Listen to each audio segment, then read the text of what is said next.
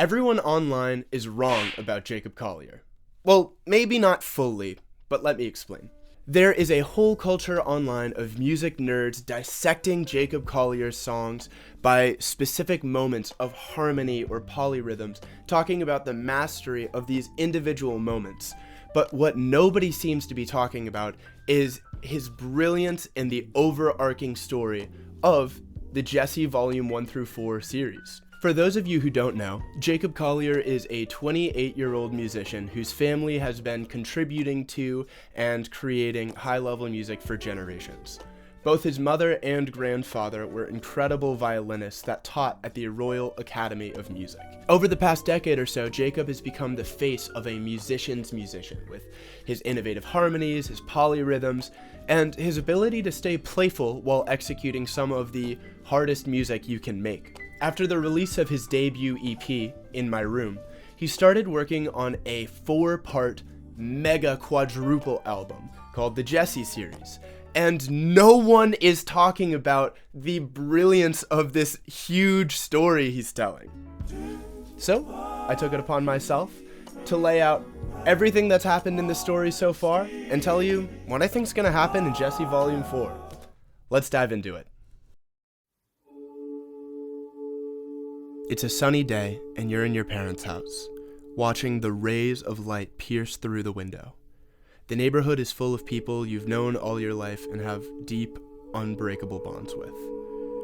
This is where our story starts. Song 1 is just called Home Is, opening with a beautiful choir. This whole album has a rich, classical, even orchestral feel to it. Before we're even introduced to our protagonist Jesse, we're told that home is where the heart is. Almost as if home itself is a character. This home is good, but it's quickly told to us that Jesse wants more. He wants to see the world. This place that has loved and nurtured him has also, in a way, held him a little too tight. He starts singing to a nameless love interest, who's ocean wide and canyon deep. Every character in his home seems to be this way for him. They all have depth. They all have free arms to wrap around him. And as a result, it brings a bittersweet tone to the whole album. We see a young man fantasizing of going out on his grand adventure. But in the process, you feel sad that the relationship he has with these people, this place, will forever be altered. After all the introductions are out of the way, it becomes definitive. Jesse doesn't just want to leave his home, he's going to. And this ocean-wide, canyon-deep girl might be coming along with him. But either way, the whole town is begging him. When you go, Jesse, come back home.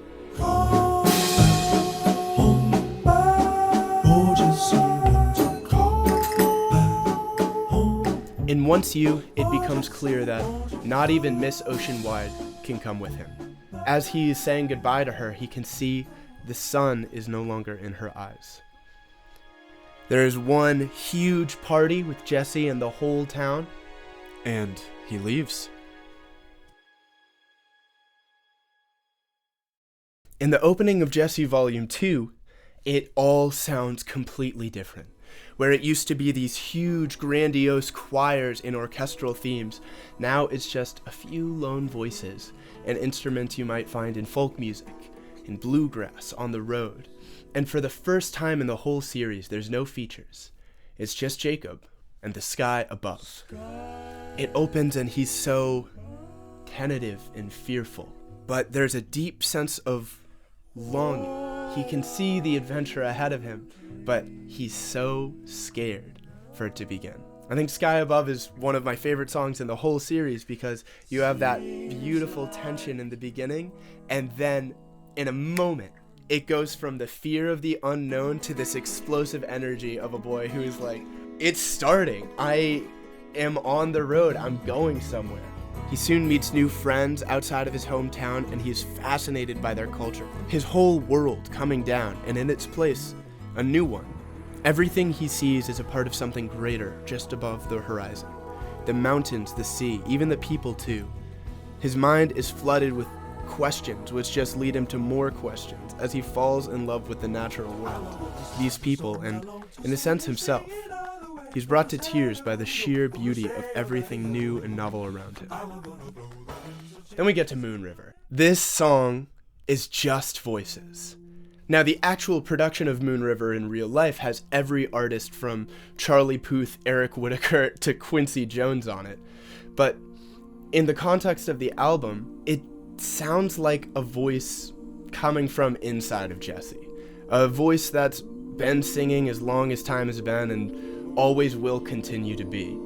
And it's this huge epiphany where for the first time, Jesse doesn't need the love of all of these people around him. He doesn't need this whole culture of his home to take care of him. He finds something inside of himself that is explosive and raw, that he finds true confidence in. And immediately, as soon as that big chord of Moon River ends, we fall right into the deep pocket of Feel. And in Feel, all these women, all these hoes start singing at him, telling him that he makes them feel so good. And it makes sense. When you have that epiphany moment in yourself, when you have that confidence, of course everyone's gonna love you. But that kind of becomes his problem. All of the Jesse series, each album is attached to a time of day. The first one is Broad Daylight, the second one is Fall. We get to volume 3, and it's nighttime. And while before we had very organic and natural sounds, almost that of a boy, Jesse's grown up a little bit by volume 3. He's entered a world that he's comfortable in. And people are comfortable with him there. The first song sounds like he's on cocaine.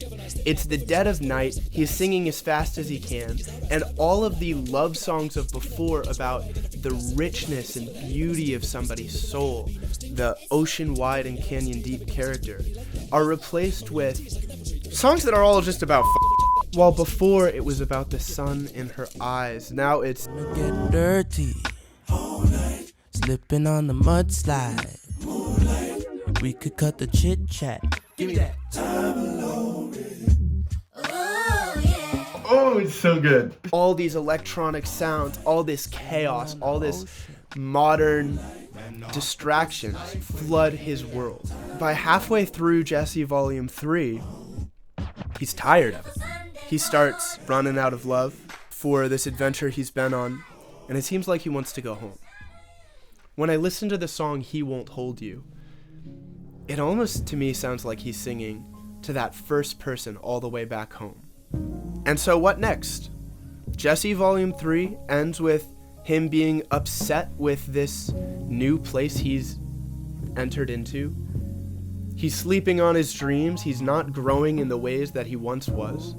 So there's no other choice left but to go back home. And that would make a whole lot of sense because the one single he's released from the new album is called The Sun Is In Your Eyes. And so what I'm expecting to see from this conclusion to his massive, amazing series is something that's going to take the fullness of all of the different places he's grown and kind of put them together. I think we're going to see some big choir moments with huge harmonies. I also think we're going to see some really nuanced production and DAW techniques he's learned through the process of going through Jesse Volume 3. And that's what we keep on seeing with all of his features with Lizzie McAlpine, John Mayer, Coldplay. It's this beautiful blend. So that's where we're at. Those are my predictions.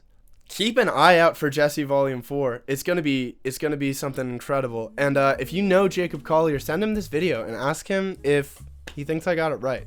But I think the overall thing I'm trying to say here is that nowadays it becomes so easy to get trapped in these moments through endless scrolls of 15-second videos. I think it's so nice to just sit down and consume something greater, because put a little bit of effort into listening, you might get a little more out of it than you'd expect. Thank you again. My name is Nick Dashay. I've got a lot of music that I make that is kind of inspired by Jacob's music, along with a bunch of other stuff. I'll have links to it all below. This is a story of a boy leaving his home, finding himself, and bringing what he found back home to help those around him. And if that doesn't inspire you, then you need to get out more. Ha ha!